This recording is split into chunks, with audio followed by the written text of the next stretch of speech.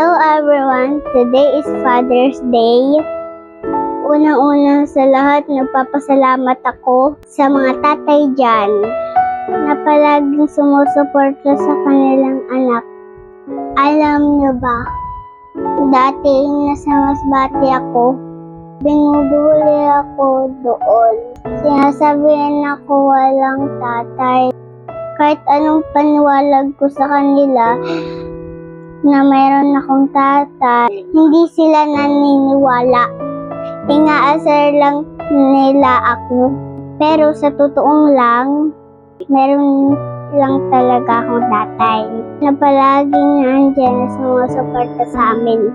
Alam niyo ba, nagpapasalamat talaga ako dahil meron akong mabait na tatay.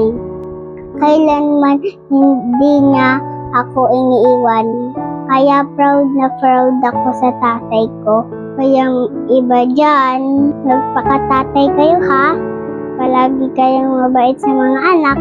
Para kami mga anak, laging mabait. Happy Father's Day!